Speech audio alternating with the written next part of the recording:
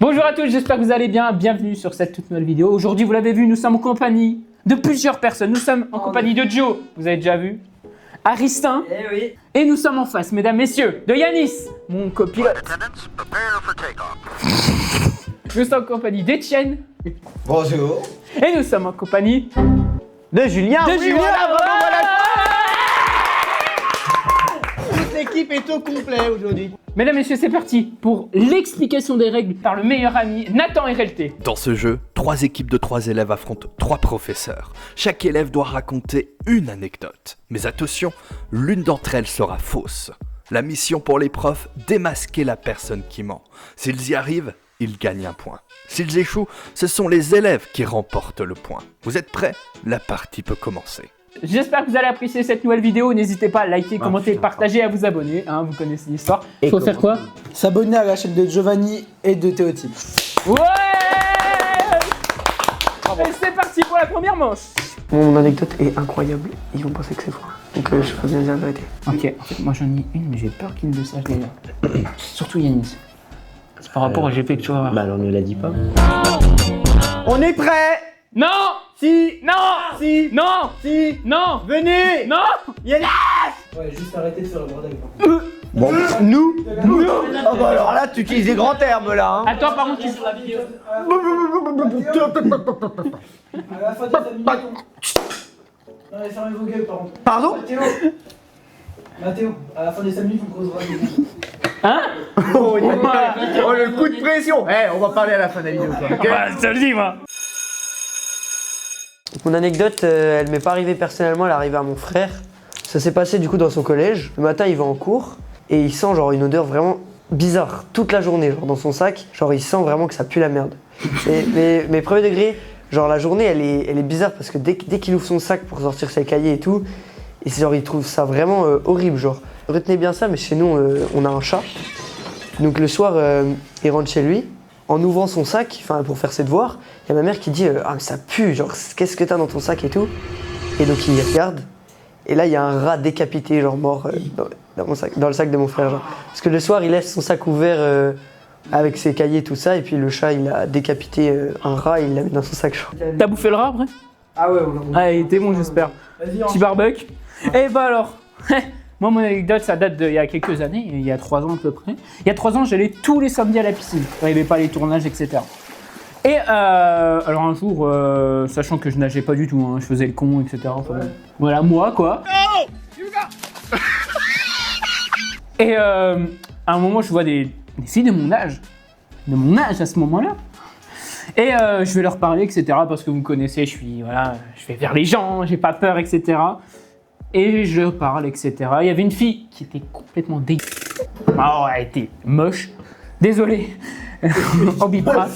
Bon, attends. Et donc, il y avait 2 filles, dont une qui me plaisait assez. Et ben, je me dis, bah, je parle, etc. Tout ça. Et arrive un moment où on part, quoi.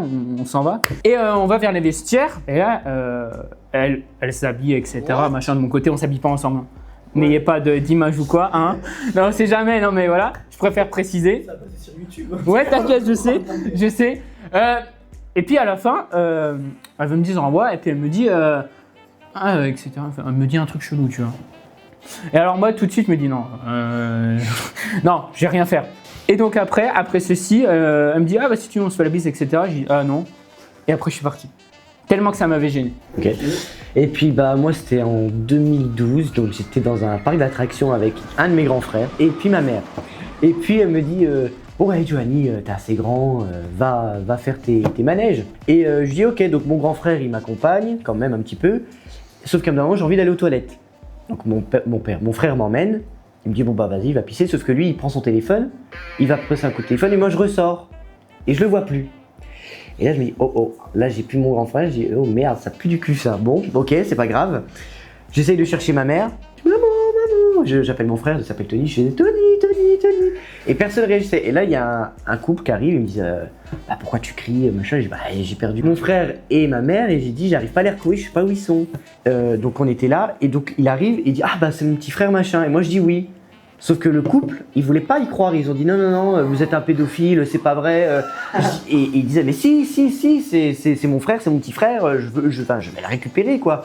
Mais moi, petit, voilà, tu vas dire oui, c'est mon grand frère, je me suis perdu. Enfin bref, tu vois, t'as pas les justifications. Et du coup, on était obligé d'appeler ma mère, que ma mère arrive, qui dise oui, c'est bien son frère, c'est bien mon fils, c'est mes fils. Il s'est perdu. Ça a duré 30 minutes. 30 minutes. 30 minutes de la sortie des toilettes. Hein. Ah oui, ok. Un petit traumatisme d'enfance Ouais, comme bah ça. Un petit trauma. Un petit trauma. Alors déjà j'ai un truc à dire. T'aurais jamais refusé. T'aurais pas refusé. Ah je te connais. Moi Toi. Je te rappelle que c'est vraiment l'histoire il y a 3-4 ans. Je te rappelle. Une question chacun. Julien. C'est par rapport aux dimensions du sac, c'est comment? Qu'est-ce que c'est cette question-là? C'est un sac ISPAC, un sac de cours en ISPAC. Un rat, c'était un rat ou une souris, hein, quelque chose comme ça. Est-ce que tu peux me décrire comment était la fille? Ouah. T'es dans la merde. Elle était plus petite que moi. Blonde, yeux marron Et dégueulasse. Et non, c'était l'autre, c'était sa pote qui était dégueulasse. Mais elle était chelou. Ton frère ressemblait-il comme s'il avait l'âge de ta mère? Bah non justement parce que ils ont je sais pas combien d'âge d'écart donc non mais c'est C'est juste même eux pas. qu'on dit ouais vous vous faites passer pour des kidnappeurs quoi. Déjà je savais pas que t'avais un frère. J'en ai deux. Oui, il y en a deux. Mais comment tu sais? Faire le bruit des menottes. Après le truc en fait que le couple il s'est pas lâché jusqu'à dire à l'accueil, tu vois, c'est là où ça me fait un peu douter, tu vois. Bah C'est ça où le truc où il lâche pas du tout jusqu'à la fin et tout, c'est. Je me dis ça quand même, Dans leur esprit je pense qu'ils ont voulu jouer la carte de la sécurité. Bon, après Oui, faire les drama queen un petit peu on sait pas. Je pense. Il peut avoir aussi le côté, ils sont un peu têtus. Ouais. Bah c'était un petit bon vu comment elle était la meuf. Bon j'ai T'es pas tous folle. les souvenirs parce que j'étais jeune mais je me rappelle qu'elle était casse. Soit Matteo, soit Giovanni. Sur Aristin. Non, Non, l'histoire du couple, ça me... Ça me chagrine un peu. Ça me chafouine. Ça me chafouine. Bon les gars, il faut décider là. Faut se décider, il faut y aller là. Allez, balancez les prénoms. Moi je mens. Ouais. Donc attendez mais faites la main levée peut-être pour la. Ouais, pointez-moi en fait. Oralement, ça suffit pas. Je sais pas mais ça rajoute. Moi. Ok. Bon, est-ce qu'on leur dit? Ok. Ok, Aristin, est-ce que ton anecdote était vraie? Cette anecdote était vraie. Mathéo, C'est vrai. est-ce que ton anecdote est vraie? Mon anecdote. Mesdames, messieurs. Messieurs, serre-moi la main. Oui si tu veux. Est complètement vrai. Mon anecdote est donc fausse. Voilà, vous l'avez compris. Moi j'ai fait semblant de bégayer, j'ai fait semblant de dire de la merde. Bah oui, bien sûr que oui, vous croyez quoi? Mais oui, c'est vrai. Donc, l'équipe de Aristin, Mathéo et Giovanni gagne Remporte. un point. Ok. On gagnera bientôt un deuxième point. Et c'est parti maintenant, c'est parti pour la deuxième manche. Tu m'as mis un petit coup dans le nez. Et mesdames, messieurs, pour cette deuxième manche, nous avons une nouvelle équipe. Accompagnée de Gauthier, de Théotime et de Gabin. Mesdames, messieurs, on les applaudit. Bon bah alors je vais commencer avec mon anecdote. Alors j'étais chez Yanis, j'étais allé dormir chez lui, je sais plus pourquoi, il m'avait demandé d'aller dans son garage. Il me demande d'aller chercher un truc, je descends les escaliers pour aller dans son garage, sauf que je me rends compte que je suis trop grand. Donc je me mets à genoux pour pouvoir genre passer, je suis obligé de rester à genoux parce que sinon je me tape la tête, genre je peux pas passer. Et genre en gros je vais chercher son truc, sauf qu'en fait il me dit que c'est pas le bon truc. Yanis quoi. Je redescends, je cherchais le truc, et après bon bah, c'est le bon truc, et puis bah voilà. C'est tout? Ouais c'est tout. Bon, allez, vas-y, à toi, Théotime. Alors, en gros, quand j'étais petit, on habitait dans un appart. Et en fait, ma mère, le mercredi matin, elle travaillait pas. Et en gros, du coup, le matin, ma mère, elle buvait son petit café devant la télé, tu sais, elle regardait le Bonjour le matin, Télé Matin, je sais pas quoi. Elle portait son café sur la table du salon. Et du coup, bah, moi, à chaque fois, je venais choper le café. Et en fait, il y avait un long couloir dans l'appart qui continuait tout droit comme ça. Et en fait, il y avait une petite cachette sur le côté près d'une armoire. Et du coup, j'allais me cacher dessous et genre, je buvais le café et tout. Et du coup, ma mère, en fait, elle a capté qu'à un moment, il y avait du café sur le long du mur. Du coup, bah, au bout d'un moment, elle a compris. Du coup, à chaque fois, elle captait, elle regardait quand il y avait des petites traces de café. Et, bon, elle a compris, et puis voilà. Et pourquoi du café? Parce que du coup, elle buvait un café chaque matin. Et en fait, quand je buvais, elle en foutait un peu partout, quoi. Et donc, voilà. Et t'avais quel âge? J'avais 6 ans, ouais. 6 ans. Voilà. 6 ans, tu bois du café. Mais je l'ai chopé à ma mère. Ok. À toi. Il y a quelques années, j'avais peut-être 12 ans ou un truc comme ça. J'étais dans la cuisine avec ma mère et j'apprenais à faire la vaisselle. à 12 ans. Moi, je me rends compte que c'était quand même un peu tard pour la vaisselle. Je n'arrivais pas et ma mère me faisait chier, je dis le terme. Elle m'éclaboussait. Du coup, j'ai esquivé, je lui ai mis une percute. Voilà, c'est simple et efficace. Je le regrette un peu. C'était pas fait exprès, c'était un réflexe. Voilà. On dirait les interviews 7 à 8 là. Je le regrette un peu de ce que j'ai fait. Voilà, de ma mère aujourd'hui. Elle me remercie pour. Mais le plus important, c'est qu'on en rigole maintenant et qu'elle a un peu cassé la dent. Ouais. Ah oui. Ah, ça, tu l'as pas précisé, ça. Non, je n'ose pas la préciser. Oui, bah oui, précisément, tu l'as oublié. Hein. C'est un détail quand même important. Ouais. Après, j'ai rien demandé, quoi. C'est elle qui m'a cherché. Bah, c'est à vous de poser des questions du coup. Vas-y, Aristin, une question. Ah, déjà, j'ai pas de question à poser, l'anecdote. Enfin, tu peux pas inventer cette anecdote. Théo Team, ça va? Oui. Ça va? Est-ce que tu mens, Théo Team? Non. Ah si, Non, hein. de toute façon, je sais qu'il y a Giovanni qui est mentaliste, donc de toute façon, je vais dire de la merde, je vais dire oui ou non. Ta mère, le café, tout ça, vraiment. Comment ça se fait qu'à 6 ans, tu foutais du café partout sur les murs genre, Bah parce qu'en fait, tu vois, la tasse, c'était une petite tasse blanche Ikea, et en fait, j'en foutais partout parce qu'elle remplissait à ras-bord, quoi. Et du coup, quand je buvais, j'en foutais partout et t'avais un petit mur derrière. Donc, Jo, pourquoi t'en mettais partout enfin, ne pas sortir de cette phrase de son contexte, s'il vous plaît. Et là, si on te fait boire un café, c'est bon? Tu le bois? Ah bah, j'aime pas le café, non.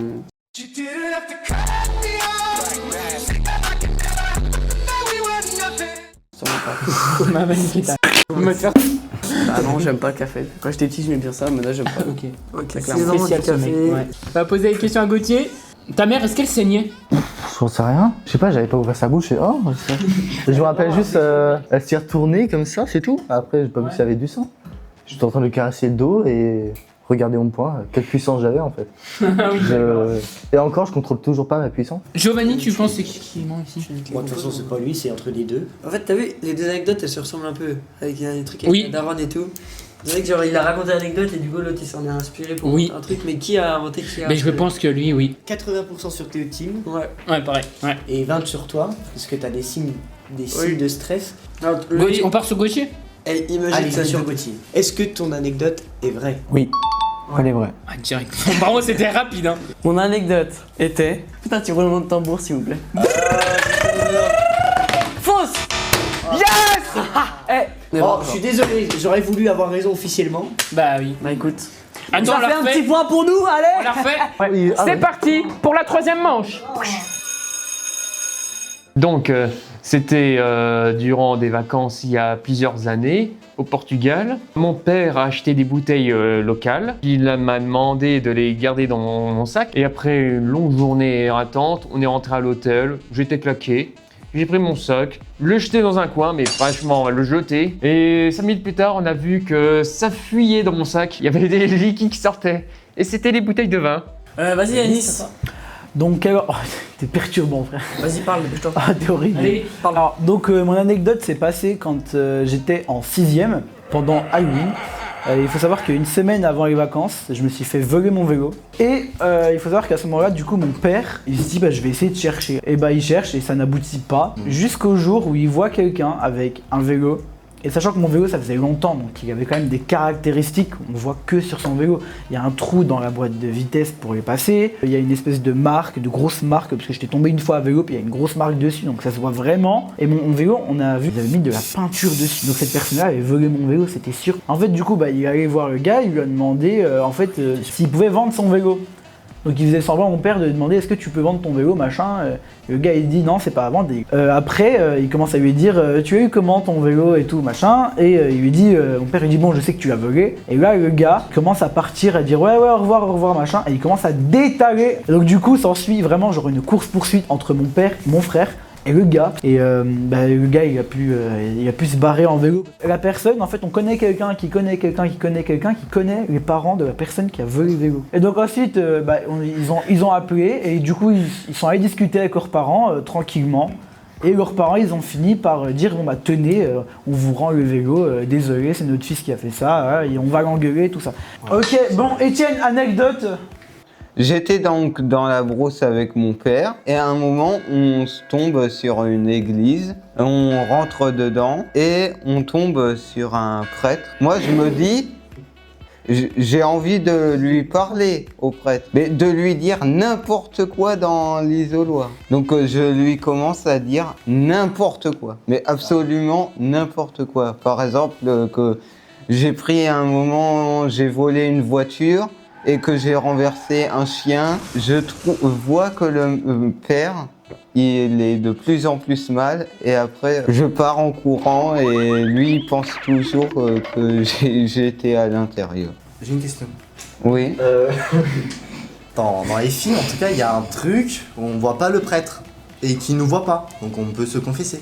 C'est ça? Ouais. Oui, c'est ça. Comment t'as pu le voir qu'il était mal à l'aise? J'ai entendu dans sa voix qu'il était un petit peu mal à l'aise de me répondre. Il y a trop de trucs pour paraître crédible. Moi, il y a les deux louches ici. Moi je pense que c'est Yanis. T'avais quel âge? C'était cet été. Et pourquoi t'as eu cette bonne idée? J'ai vu des films, beaucoup trop de films je pense, et donc j'ai voulu tester, voilà. Et pourquoi le vin il te l'a confié à toi? Ah, parce que j'avais de la place dans mon sac. Il y avait quoi dans l'autre? La réponse elle est tellement simple. De toute façon, dans celui de mon père, il est très petit, il est pas assez grand pour avoir de la place pour une bouteille. Bon, du coup, on vote pour qui, Gauthier? Moi, je dis Yanis. Oui. C'est vrai que toi, c'est quoi ton argument par Moi, je dirais que rapport ce soit Yanis, soit Gauthier. Bah, on oublie une bouteille de vin, quelqu'un nous le confie, il dit on s'en fout, bah. On oublie quoi. On oublie un truc essentiel, c'est comme si t'oubliais tes cheveux quoi.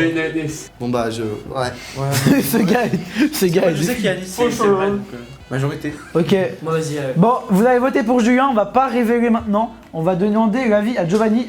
Tu peux venir, tu peux te mettre où tu veux. Allez. Pas Julien parce qu'il montre aucun signe de stress, aucun signe de mensonge. Donc c'est entre les deux. Alors, Yanis il montre énormément de stress, énormément de... En fait, tu regardais jamais dans la bonne direction.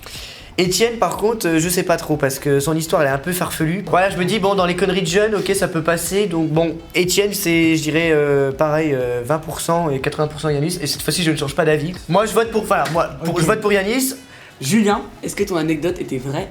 Anecdota veritas. Je parle pas italien. Ok, bon, moi pour la... C'était du latin, mais en vrai, elle était vraie. Ok, moi pour la réponse, je vais appeler quelqu'un. Je raconte et tu me dis à la fin si c'est vrai ou pas. À Halloween, il y a un gars qui m'a volé mon vélo, mon père est parti à sa recherche, il y a eu une course-poursuite. Et à la fin, dans la soirée, mon frère, il y a eu une altercation avec la sœur de cette personne. Est-ce que cette anecdote est-elle vraie ou est-ce que cette anecdote est fausse? Elle est vraie. Voilà.